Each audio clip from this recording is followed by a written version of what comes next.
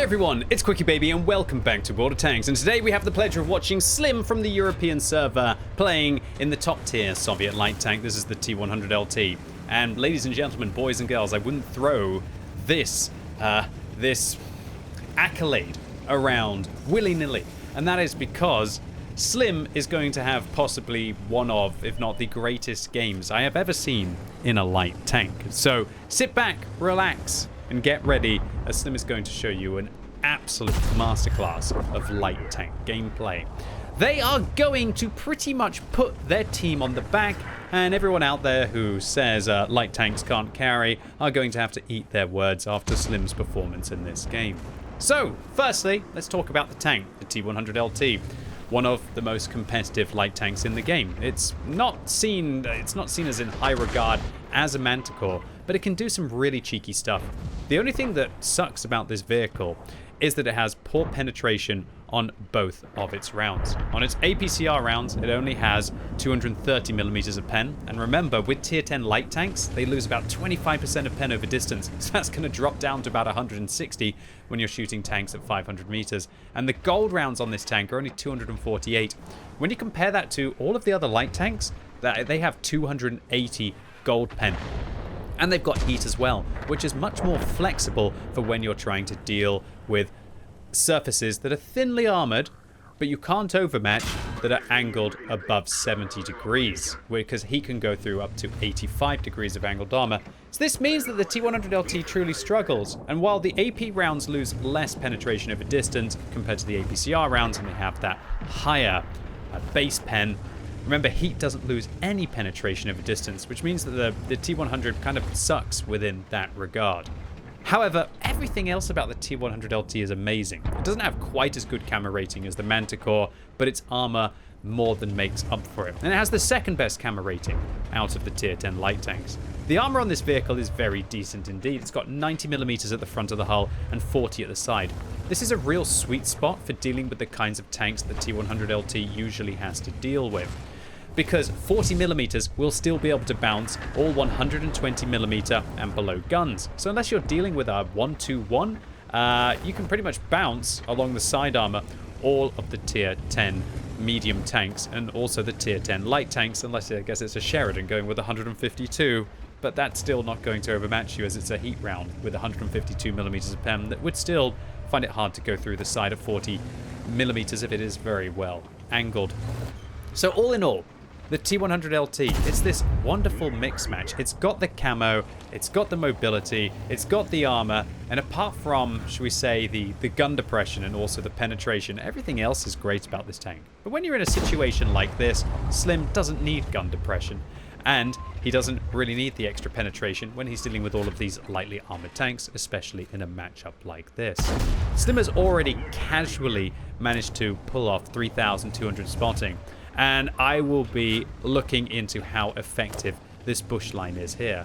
I've always been just going over into this location, and I think I've got to change with the times. Wargaming have nerfed the position that's further over to the east, about 100-200 meters over towards the east where the T3 Jaeger is, because now it's much harder to get vision down towards the town, and there's cover at tanks that are going in towards the town area that you don't really get that big amount of spotting from. However, this position that Slim is in gets vision not only up towards the northwest, but also can get some counter vision at tanks that are opposite in the bushes. And so Slim is not only able to extend vision towards the west, they're contesting the center to stop the enemies from getting vision, and that's something that's oh so important to do in a light tank. And when your tank destroyers aren't able to hit the tanks, well, you can just shoot them yourself. Slim showing that this vehicle has an impressive damage per minute of 2,300 base. And while they are electing to use the same build that I love to use on the T-100 LT on a bushy map like this, which is vision system, vents and coated optics, which will help out the vehicle's quite poor base view range of 390, it's not really stopping them that lack of gun rammer right now. And this is how I would like to set this vehicle up. Some people, I guess, might want to drop, say, the vents for an exhaust on this vehicle, but I do think that the T-100 LT isn't really like a Manticore within that regard. And if you want to play, should we say, a hyper scout with hyper camo, you probably want to get in on the Manticore, whereas the T-100 LT, with its massively better rate of fire than the Manticore and much better damage per minute, will really benefit from something like bond vents that will increase the rate of fire of the vehicle by over 4%, which is lovely to have. So Slim just absolutely dominating this first 5 minutes of the game. They're up to like 6,700 combined that we've seen. They've hunted the center, they've dominated that position, and now I guess they've decided that considering they are down by 3 kills and their team is down by 4,000 hit points, that it is time to get stuck in. This is something that light tanks just don't really consider, and they don't go and jump in on an opportunity. If you're losing a flank, sometimes it's not enough to provide view range, especially if you don't even have that many guns left that are defending the flank. But what you can do, especially in a nice matchup like Slim is in, is to raid the other flank instead. Whittle down the enemy numbers, and then maybe you've got a chance to be able to carry towards the late game. This is a phenomenal game for any light tank already, and I can tell you, Slim is not even half done with what they're going to achieve in this battle. So Yak Tiger in the side. Fortunately, the poor accuracy of this vehicle, it does have 0.46 base accuracy, and while you're probably going to end up improving that with the field mod a little bit, it does feel painful to lose one of the tank's best aspects, which is its rate of fire if you do choose to do that.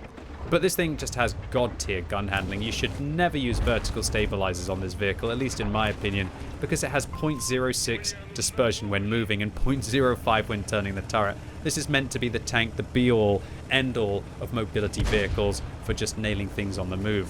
And really, when we think about it, it kind of had wheeled light tank gameplay without actually the hindrance of having the wheels in the first place. Definitely one of my favorite light tanks in the game, and something which I just don't really play enough these days.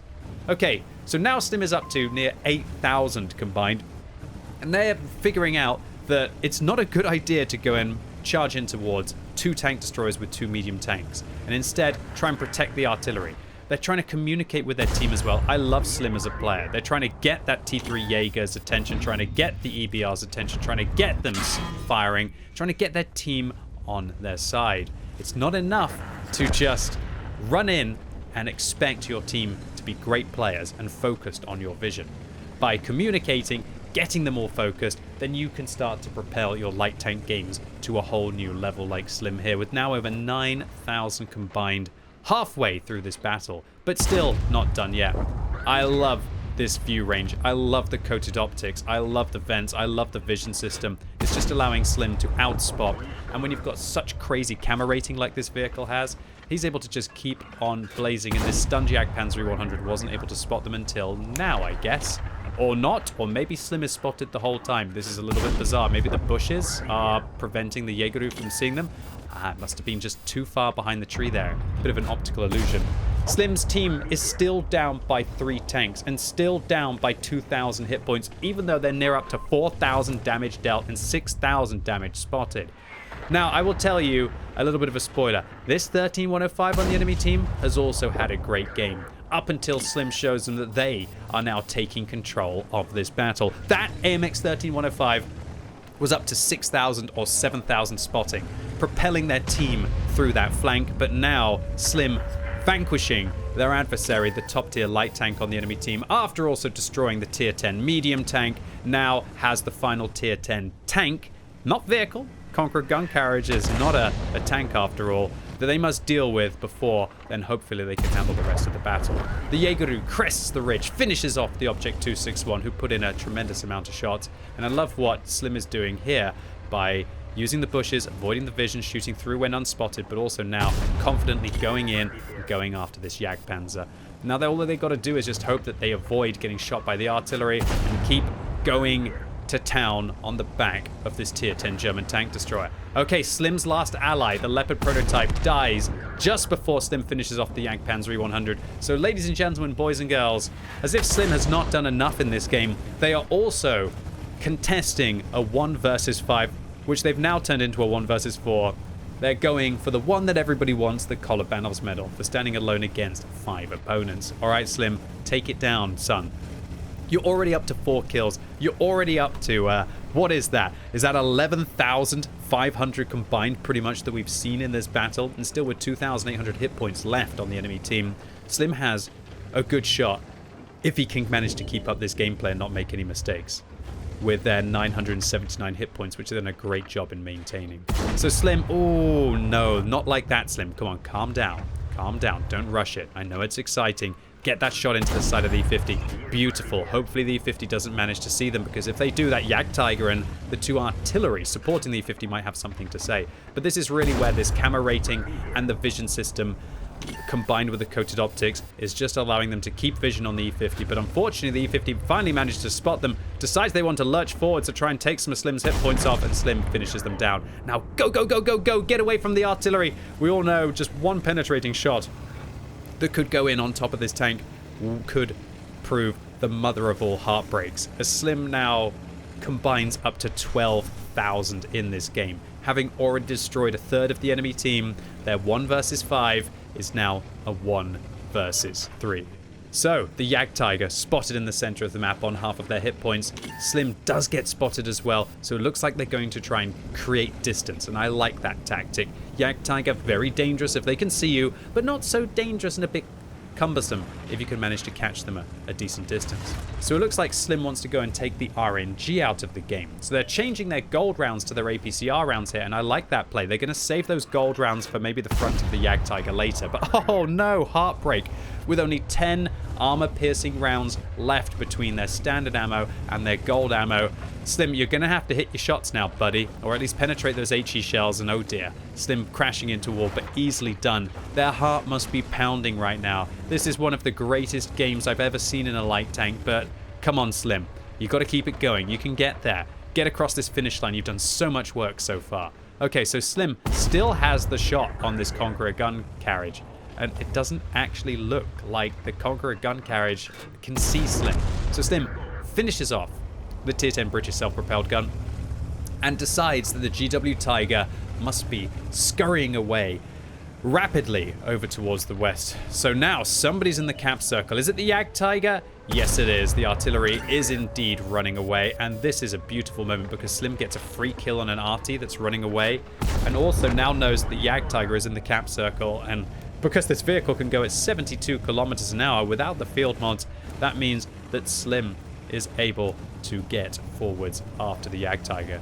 Now, I'm not sure if Slim has just decided to not take one of the field mods, but I'm surprised they're only able to go at 72 kilometers an hour here. I'd be very surprised that they decided to improve the power-to-weight ratio of this vehicle, because the power-to-weight ratio is insane on this tank of 48, and I would usually take the top speed. But look, let's focus up, and that is Slim has one final tank to deal with. They are at 13,000 combined. Make that now a little bit more. Slim puts a round into the side of the Jagdtiger. These are their last 2 gold rounds now. One of them goes into the front of the Jagdtiger. 2 more shots should do it. The sirens go off to add to the pressure of the situation. Slim puts 1 round through the front. They've got 3 regular rounds now. Remember what I said, these rounds have much less penetration. So Slim doesn't choke. They put 1 right through the side. And this, ladies and gents, was one of the most insane games of World of Tanks that I have ever seen. Over 14,000 combined that we saw. Radley Walters medal for those 8 kills. And Slim managed to get the one that everyone wants, the Kolobanov's medal for standing alone against at least 5 opponents and coming out on top. What a game. What a performer. This was a light tank game for the ages. Slim pretty much single-handedly putting their team on their back and coming out on top, showing you how they have mastered the T-100 LT and confirming that you don't have to have the thickest armor, you don't have to have the best gun to be able to hard carry a game of World of Tanks. So, oh my word, look at this plethora of medals here. The Pascucci's medal for destroying 2 self-propelled guns, the Radley Walters medal for the 8 kills, the one that everybody wants, the Kolobanov's medal for standing alone against 5 and winning, a scout medal for spotting how many tanks on the enemy team, 10 out of the 15 tanks, a patrol duty for doing 6,700 assistance against a variety of vehicles, 11 of them to be exact, enabling their team to damage 11 vehicles on top of that. The high caliber for 7,700 damage dealt, a tank sniper for doing most of that at long range. And when you do all of this, that was 1,900 base experience. Ladies and gentlemen, boys and girls, this was the be-all, end-all of light tank carries. And to top it all off, as Slim hits so many of their rounds, they even make a decent profit. One thing that I loved about this game is that Slim actually damaged 14 out of 15 players on the enemy team. And the player who was lucky enough, the EBR-90, to not get shot by Slim was spotted by them for 277. Meaning that Slim was literally involved in the destruction of every single tank on the enemy team. And the only reason why they didn't get a Confederate medal in this game is because I believe it was stolen by the GW Tiger on the enemy team, who actually damaged 7 enemies, while Slim only managed to damage 6 tanks that were subsequently killed by their allies. And I tell you what, if a light tank did get a Radley Walters medal and got a Confederate, that would be one of the most bonkers things I've ever seen. So, Slim, congratulations to you on arguably, in my opinion, one of the greatest, if not the greatest, light tank games I have ever seen with regards to pure carry output. And also, congratulations to you, as this was the most experience that anyone has uploaded in the T-100 LT on the What Replays website. And thank you very much to you, Slim, for uploading your epic gameplay to the What Replays website for the community to enjoy. I knew as soon as I watched this game that I really wanted to commentate on it, and I really hope that all of you out there loved the video from it. If you did, give it a thumbs up. If you hated it, give it a thumbs down. And if you're watching this video as it goes live on Monday, now that Onslaught is finally over, I'm going to be returning to the random queue. So come along, there's brand new tokens for you to be able to get some fat loot as I go live on twitch.tv/QuickyBaby, where I'm going to be actually playing the game mode which I love, aka the random queue, and usually the game mode that people actually want to see me play. So really looking forward to seeing you all live right now. And as always, thank you so much for watching. You've been epic, and hopefully I'll see you soon.